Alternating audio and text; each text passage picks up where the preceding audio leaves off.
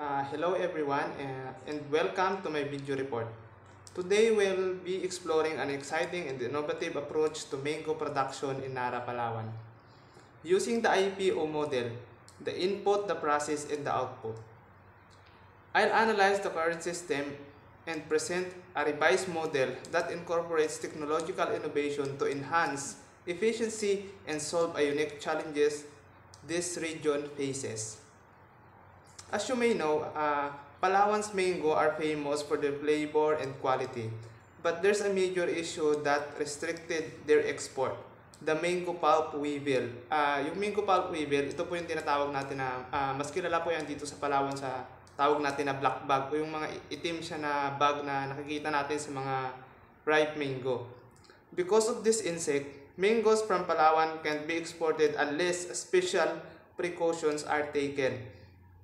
In this report, I'll show you how we can use new technology to overcome this challenge while improving the entire mango production process. We all know na ang mango po na galing sa Palawan ay ipinagbabawal po siya i-export lalong-lalo na sa ibang lugar kasi nga po piniprevent po ng Department of Agriculture yung pag-spread ng tinatawag na yung black bag nga po yung tawag sa atin yung insect na yun. Kasi po dito lang po meron nun sa Palawan, sa buong Pilipinas. Kaya po piniprevent ng Department of Agriculture na hindi na siya mag-spread sa ibang lugar. Kaya po pinagbabawal ang pag-export ng mango na galing sa Palawan. Let's begin by analyzing the current mango production process in Nara, Palawan using the IPO model. The main inputs in mango production are the land area, seedlings, fertilizer, pesticide, sprayers, water pumps, manpower, and trucks for transportation. These are all crucial in ensuring the mango trees are grow healthy and produce fruit.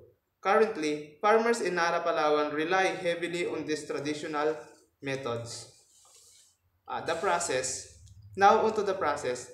This involves spraying the trees, fertilizing them, and ensuring they have enough water. Once the mangoes are ready to harvest, they are collected and an artificial ripening agent called calburo or calcium carbide is sometimes used to ripen the fruit faster. Ito po yung calburo, ito yung traditional way para po pahinugin yung mga bagong harvest na bunga ng mangga. From there, the fresh mango are brought to the market for sale.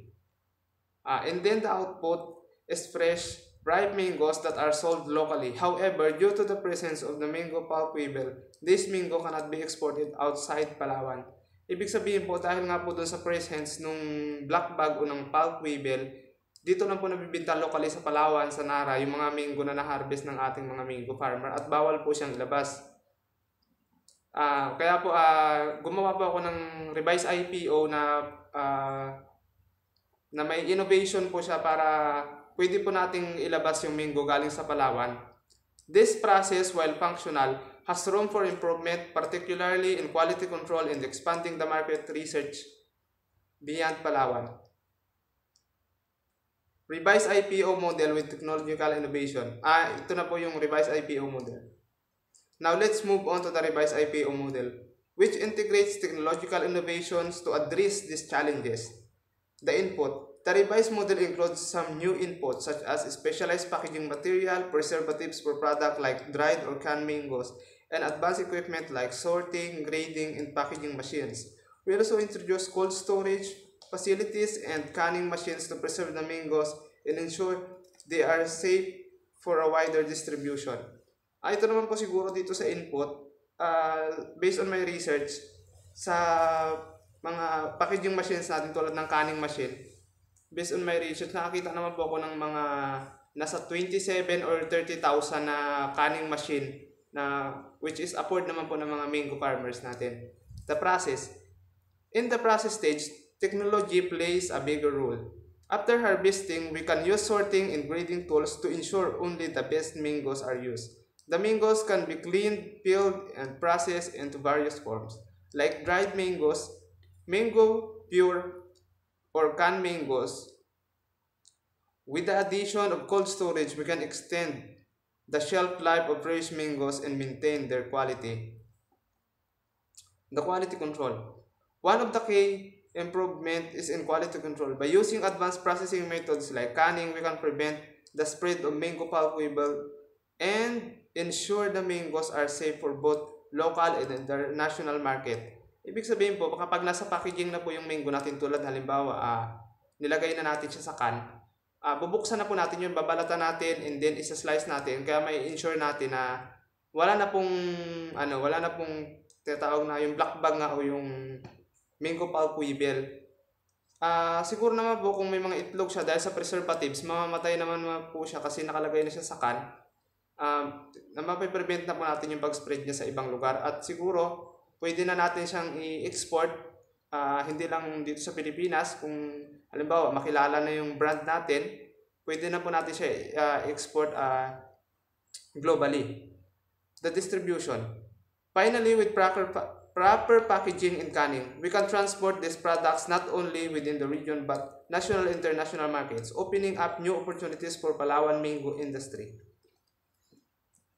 Ibig sabihin po, kapag nasa packaging na po siya, siyempre may branding, pwede na natin siya export, hindi lang sa Pilipinas, but globally.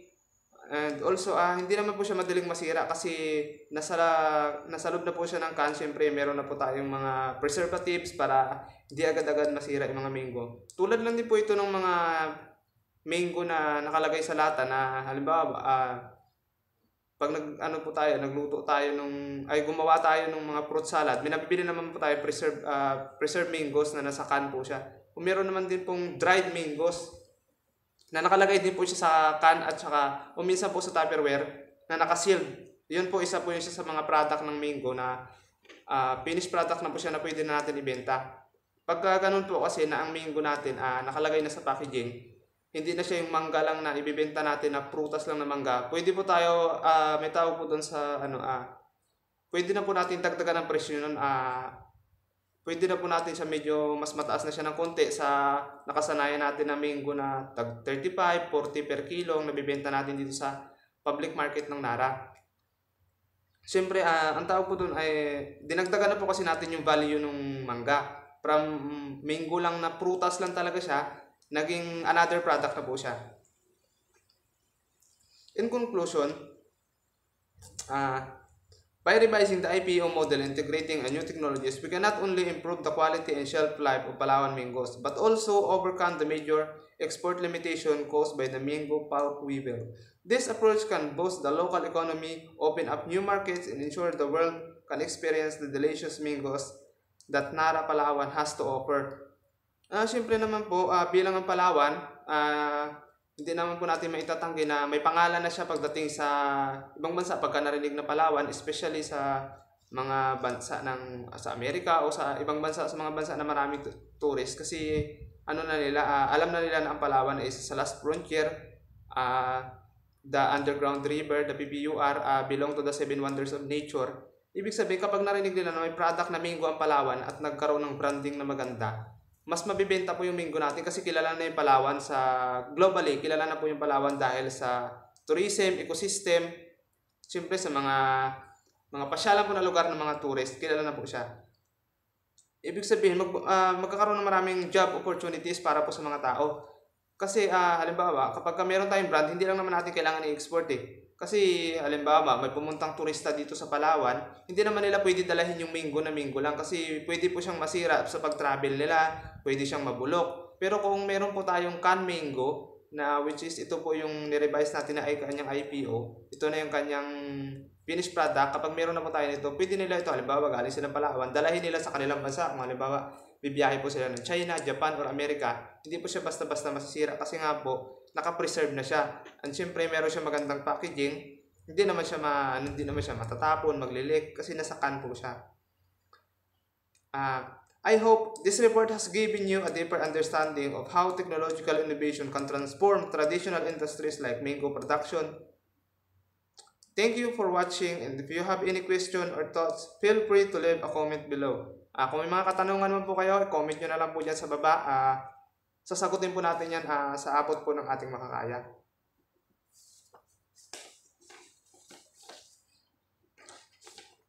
This is my final words to everyone. Let's continue to innovate and find ways to bring the best of Palawan produce to the world. Thanks again and see you in the next video. Thank you so much po. Sana po may natutunan po kayo sa aking report o sa revised IPO na aking pinropose o ginawa ngayon. Thank you so much po.